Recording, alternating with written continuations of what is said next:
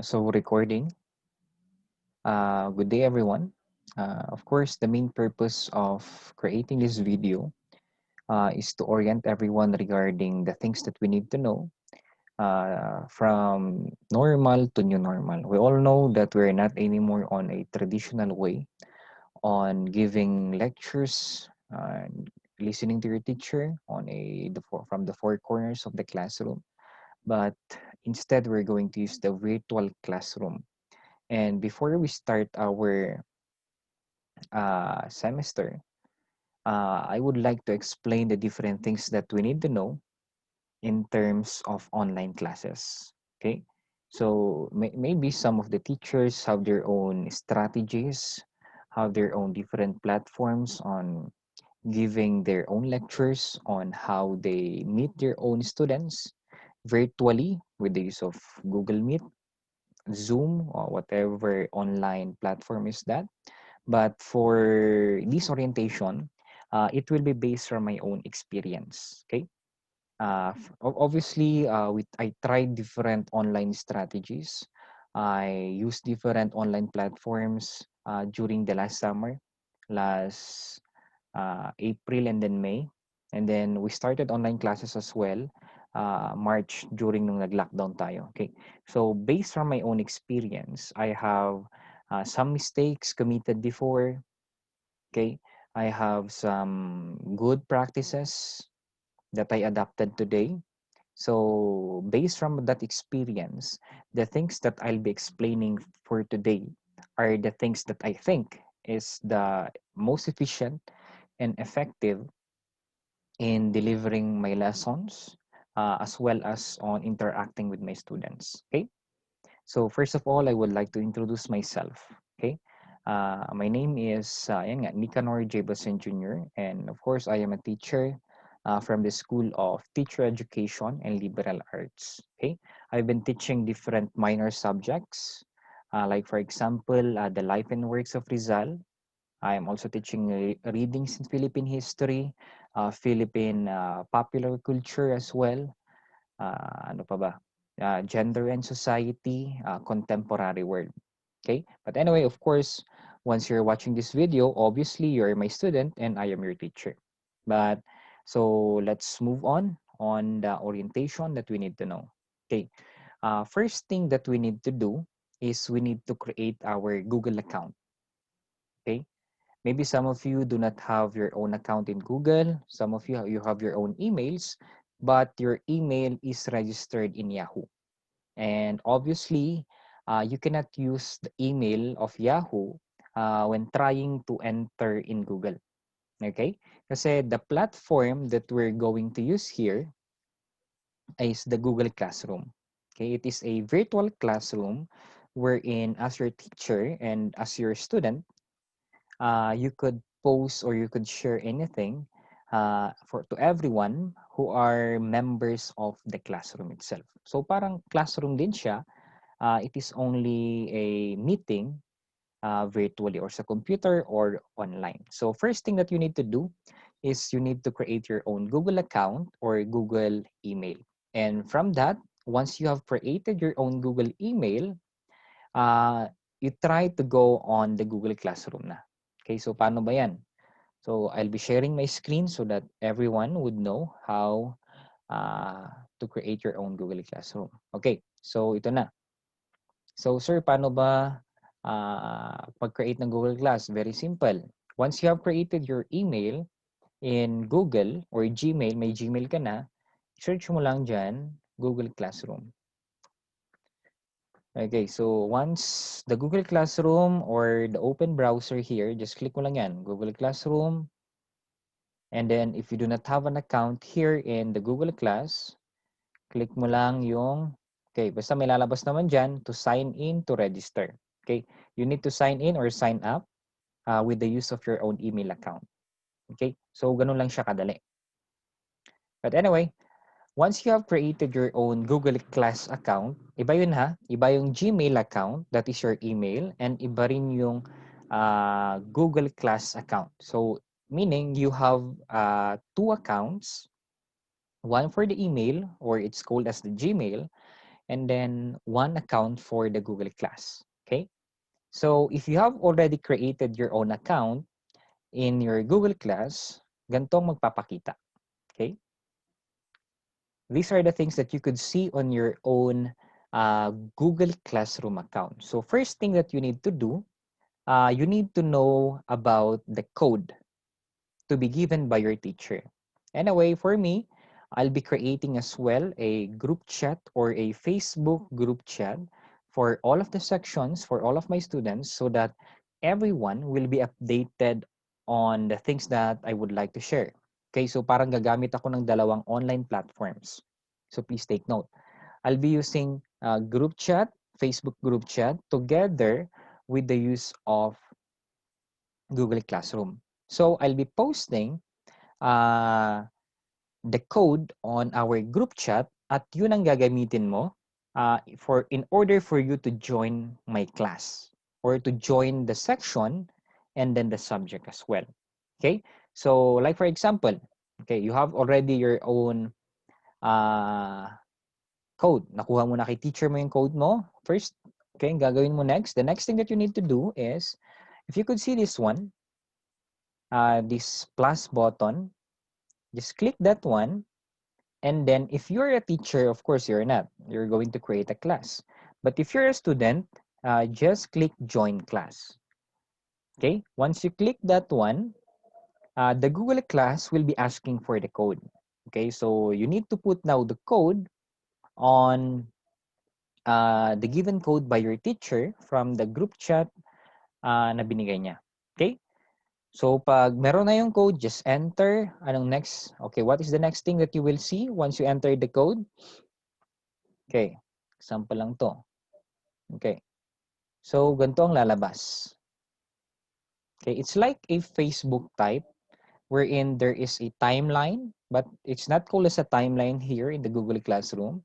It is known as the stream. Okay, okay, a stream is like a bulletin board or a board wherein you could see whatever your teacher had posted. Or from here, from this board or from this stream, you as a student as well as the teacher could share something to the class. Like for example, you would like to share a lesson for the class. Click ko lang to. Okay, share with your class whatever message that I would like to share for everyone. I'll be posting that one at nakapost na siya. Okay? So, it's like a Facebook then. So, parang madali lang siya. Okay? So, from here, what you can observe here are the things that I have posted before. This section is, or this subject is about readings in Philippine history. And this class was last summer lang. Okay? So, I've been using this classroom nung April pa. And of course, our class ended on May.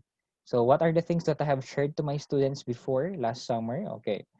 Like for example, this one. Okay, I've shared to my students regarding the computation of grades on how how many scores or what are the class standing of the class, scores, the transmutation table, and so on. And then here we have the quiz, we have some announcements.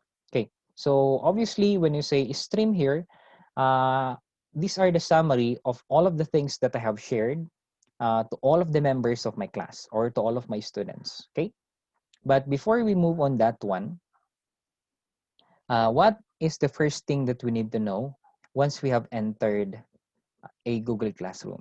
Okay, so first one, you need to know about the schedule of your own subject. Okay, so mo makikita yan sa AIMS, di ba? Wherein kung saan ka nag-enroll. Okay, from the UB portal. And from that UB portal, you could download your own schedule. Like for example, I am a student and from 8 to 9:30 or 8 to 9 o'clock, my subject there is readings in Philippine history, di ba? Next na naman, maybe from 9:30 to 11, my next subject there is, let us say, life and works of Rizal. Okay, so please follow all of your own schedule. If our schedule is by 8 o'clock, you need to be in front of your computer from 8 o'clock to 9:30. or from 8 o'clock to 9 o'clock. Okay? It depends upon your own schedule.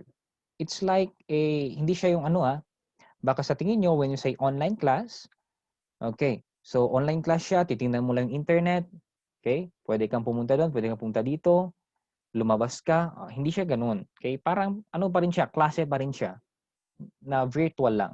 Okay? So you need to be there from 8 o'clock to 9 o'clock. And the first thing that I do in my class is, of course, ano ginagawa natin? Once we enter the class or once the teacher has entered the class, okay, is to check the attendance. Sir, can you check the attendance? Yes, I am also checking the attendance. So, paano yan?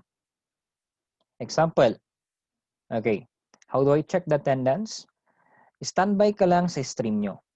And I'll be posting a attendance log. Like for this one, example nito, July 9.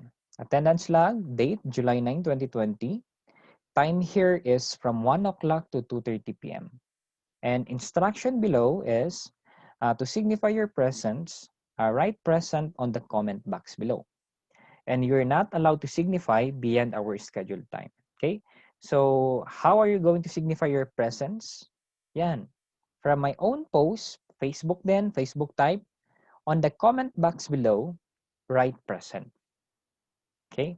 That is how you're going to signify your own presence so that I would know if you're really present during that time. But please take note that you are not allowed to signify your own presence beyond our scheduled time. Like for example, dito ang time natin is from 1 o'clock to 2:30 p.m. Meaning, you can only signify your presence within the given period. You cannot go beyond 2:30, 2:35. Otherwise, you will be considered absent. Okay? At magpapakita yan dito. Magpapakita yan on what time you have signified your own presence. So, please take note of that. Okay? So, yan ang ginagawa ko in terms of checking our own attendance. Okay? Next is lectures. Sir, the next question there is, Sir, how are you going to give your own lectures or discussions regarding the lessons on our own subject? Well, anyway, for the information of everyone, it depends kasi yan sa teacher.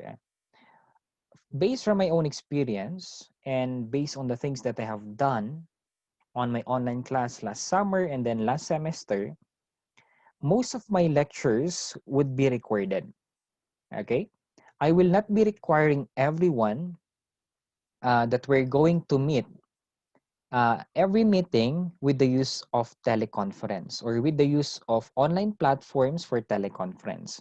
Like for example, the Zoom, di ba? Or the Google Meet or the Facebook Live. Okay, I'm not going to use any platform. Most of the time, most of my lectures will be recorded. Okay? So when I say recorded, sir, paano ba yan? So it's like a PowerPoint presentation. The only difference there is that there is a voiceover. When you say voiceover, it is a recorded voice embedded on the PowerPoint itself or on the slide itself. So paano ba yan? Paano bang itsura niyan? Example.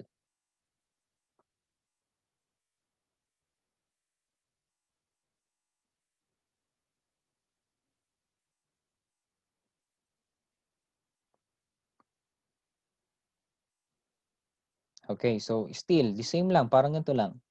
So here are the PowerPoint presentation.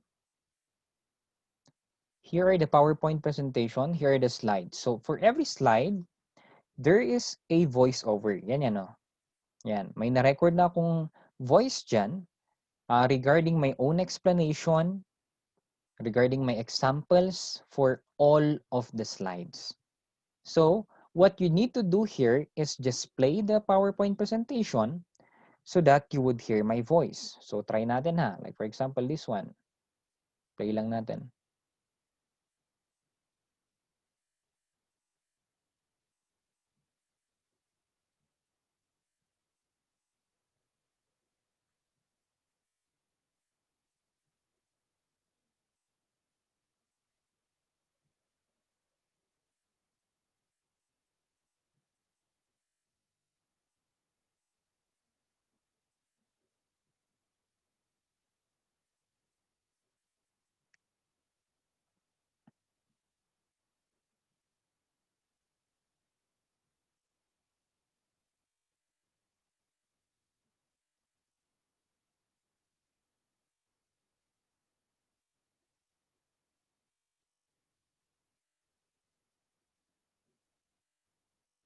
Okay?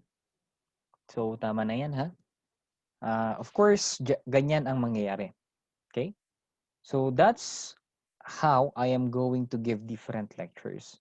Maybe some of you would be questioning me, sir, why are we not going to use a regular online teleconference? Okay, so I have my own reasons then on why do I record my own lecture or discussion. Kasi nga sabi ko, there are different strategies being done by the teacher. Maybe some of them are using regular teleconference. But when I was doing that before, the problem that I have encountered was first thing that you need to know, for first reason, different students have their own level of internet connectivity. Meaning, some students have a very fast internet connection, which is good for them, but some of them as well have a very low internet connection. So therefore, if you're a student who has a very slow internet connection, the teleconference there would be para siyang choppy. It's like you're calling someone, but the voice that you could hear, the video that you could watch is not clear. So therefore, at the end of the day, wala kang naintindihan, di ba? You cannot understand something. So I'm looking kasi for the betterment of everyone or for the welfare of everyone. Even though you have a very fast internet connection, I do not want to neglect. I do not want to neglect for the students who have a slow internet connection. Especially for now, di ba? Kasi ang daming reklamo in terms of Globe, PLDT, and so on and so forth. But anyway, that is my style. Second reason there is, if you were absent, like for example, nawalan kayo ng kuryente, di ba? Nawalan kayo ng internet. And sometimes, there is a quiz. It is very unfortunate for you that you could not answer something from the quiz based from our lecture since you were absent. Pero here, if we have a recorded uh, lecture, you could hear again, or you could listen from the soft copy there, and then you could as well answer on the quiz. Diba? Second advantage na naman yan. So, based from those reasons, I think that recorded lectures is somewhat better in terms of teleconference. Kasi the same lang din naman siya, di ba? If that is a teleconference, you will be listening to your own teacher and your teacher will be presenting together with the PowerPoint presentation. Maybe the only difference there is that may mukha siya. Like for this one, mo, di ba? May mukha ako. Pero sa PowerPoint na yon, wala siyang mukha or video. Kasi, pwede ko namang gawin yon. But the next problem there is, it will make the presentation or the size of the presentation bigger, which will make for the students difficult to download the file kasi nga mas malaki na siya. Kasi nga may video na ako sa muka. But obviously, kahit alisin ko yung mukha ko, okay lang din. What is important na dapat meron yung voice ko at meron yung visual presentation. Okay? Kahit tanggalin mo na yung mukha ng teacher. Diba? So, yun lang sa akin. So, that is why most of my lectures are to be done in recorded PowerPoint presentation. Maybe some of you would be questioning. You have your own questions. Like for example, may hindi ka naintindihan sa lecture ko from that recorded presentation. But anyway, you may message me on my own Facebook account regarding your own question. And I am very willing to answer all of the questions that you may give me regarding the lesson, ha? Okay. So, yan ang ginagawa ko. Okay? Okay. So, next thing that we need to do ay, sir, paano ba nakikita or how could we access the file? So, tama nga, sir. May soft copy ka that you have created regarding on the recorded lectures. Okay? So, very simple lang ang gagawin natin. So, how are you going to access the file? Of course, you need to download the file. Oops, bakit tayo mag-open? Okay. So, next question there is, how do we download the file? Very simple lang. Kuha ako ng example dito sa last class ko. Okay.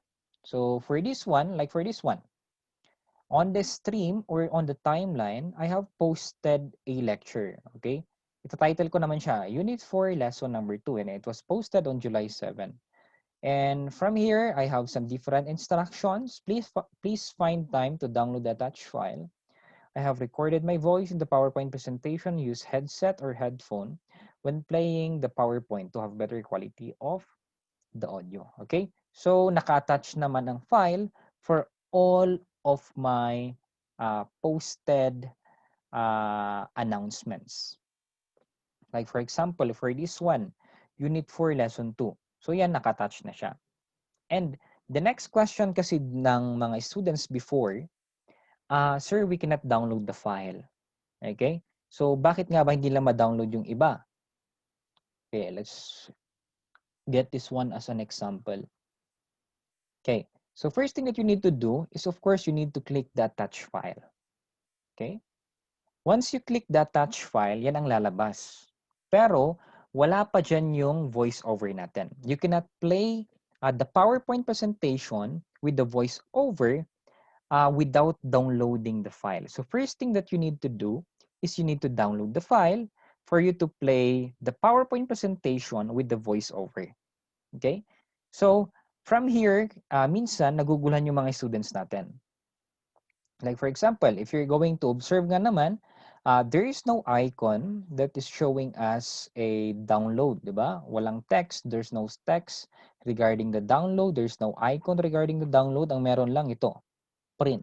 So some of them are asking now, sir, how are we going to download the file? There's no download icon. Okay, ang gagawin nyo lang very simple. Just click this one, the three dots here on my upper right corner of the PowerPoint presentation. Just click that one, and it will be showing details or open window. Okay, just click the open window. Okay, click natin.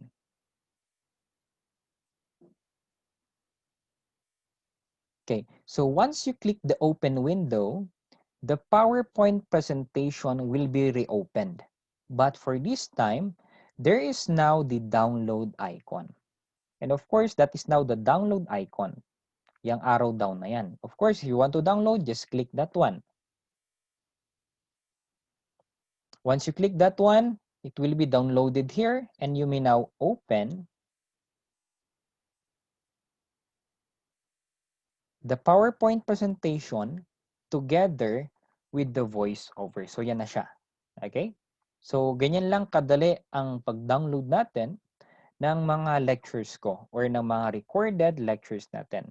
Pero sometimes may lectures or the size of my lecture umaabot siya ng 100 MB. So sometimes it depends on how fast your internet connectivity. Medyo maghihintay ka rin ng ilang minutes, mga 5 to 10 minutes for you to download a entire lesson. So that's why what I do there is I am trying to categorize or separate different lessons. Like for example, may unit 4 tayo, lesson 1, may lesson 2, or lesson 2.1. Okay? Kailangan ko siyang hati-hatiin para hindi ganun kalaki ang mangyari ang makreate ko na PowerPoint presentation. Para downloadable siya ng mabilis. Okay? So yan, that's how I do that's how I make my own PowerPoint presentations. Anyway, if you still have some questions that you would like to question me, you may contact me on my Facebook account. Okay, search mo lang yung Nicanor Bastian at ako na yun. Now, next thing that we need to know, quizzes naman or different activities. So, how do I give activities in terms of virtual classroom natin? So, the same lang din. But I am classifying or hinahati ko siya sa dalawa.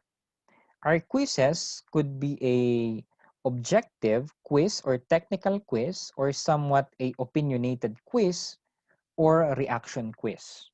Okay, so what is the difference between an objective quiz and then a reaction quiz?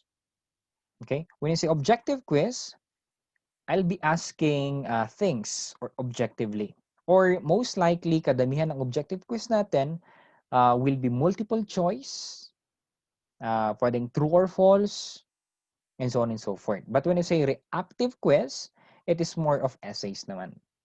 Okay, how do you perceive mga ganyang questions natin? If you're going to analyze, and so on and so forth. So, here, first muna, I'll be explaining the objective quiz. So, how do I conduct objective quiz? Very simple. Kita tayo yan. Ito, example ko dito. Okay. So we have a quiz number 2 on finals that which was posted on July 8. Sabi niya dito, click the link below that will direct you to the quiz and answer the following question. Once done, do not forget to click submit and wait for a notification saying your answer has been submitted to confirm your submission. The quiz will be closed at 3 o'clock p.m. So please remember that once I posted the quiz, there is a time limit that you need to submit the quiz. Okay? Like for example, if our schedule is from 8 to 9 o'clock, I'll be opening the quiz on 8 o'clock and then the quiz will be closed at 9 o'clock. Okay? So, ang gagawin nyo lang, yan nga, sabi ko kanina, I have posted a link that will direct you to the quiz. So, just click nyo yan. But we're not going to use this one kasi tapos na yan. Okay.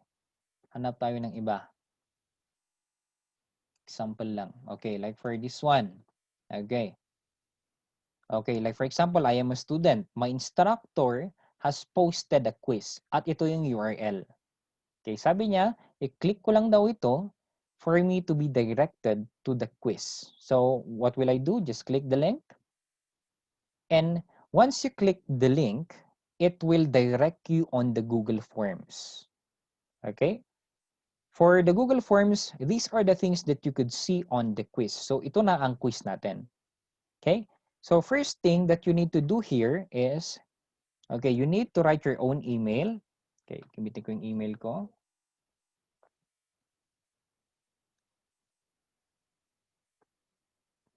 Okay, after the email, the first name daw. And then the last name. Okay. So, once done, I'll be pressing the next.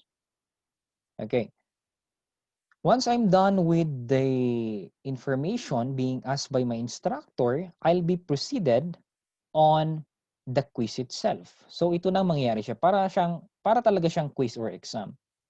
Okay? So tinatawag nila a concept in international political economics which also refers to multinational corporations. So here is now the question.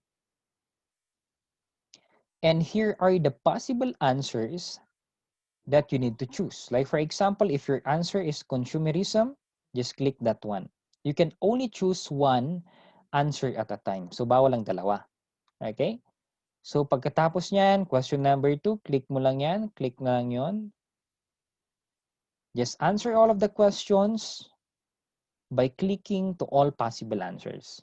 Okay, once you're done answering all of the questions here, do not forget to click submit. Because if you're not going to click submit, your teacher, as your teacher, I cannot give your score since you did not submit your own quiz. So, after all answering the questions, click submit.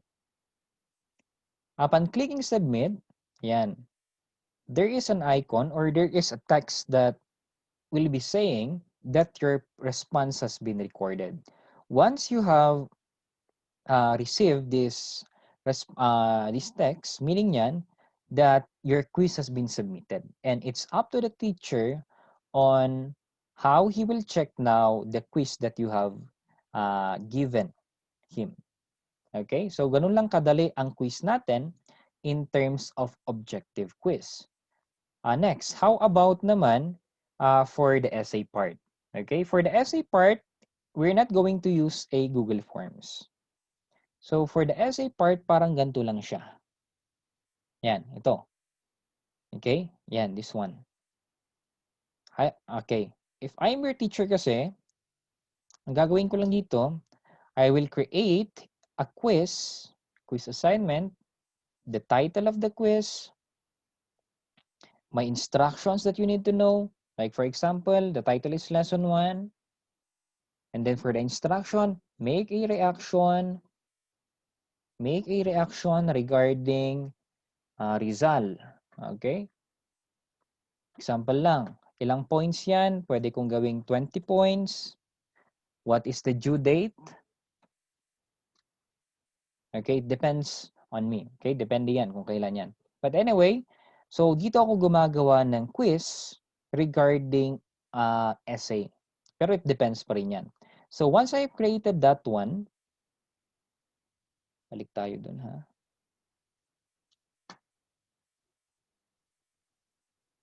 Ba't ayaw? Okay, so once I have created that one, like for this one, click nyo lang yan, and then I could see who were the students who submitted their own activities. Okay, like for this one, okay, Geringo and then Christine, they are missing. But for those who have submitted, yan na sila.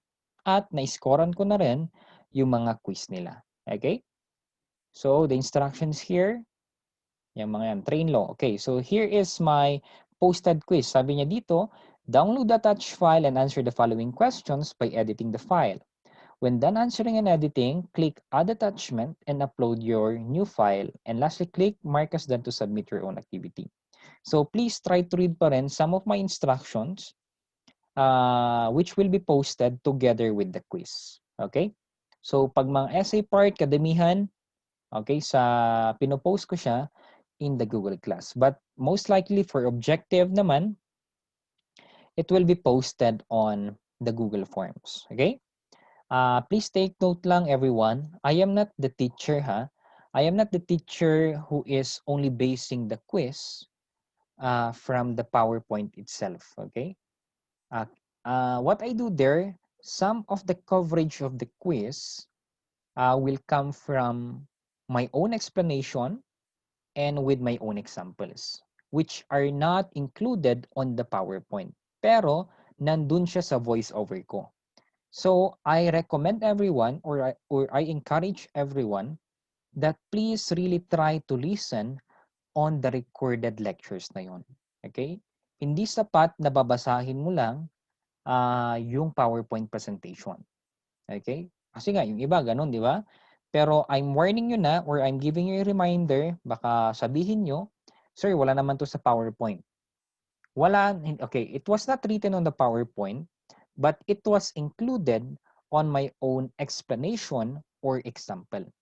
Okay, so parang reminder lang yan to all of us.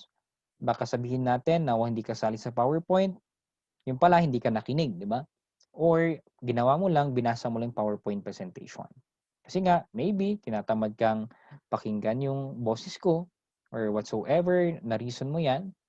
I'm just telling that when I'm giving a quiz, the coverage there will not only come from the PowerPoint itself, but as well as to my own voiceover. Or in other words, kailangan natin take note for all of the things that I'll be explaining or giving some examples. Okay? So, yun lang naman. Anyway, if you have any more questions regarding the online class natin from the Google Classroom, just message me in my own Facebook account. Okay?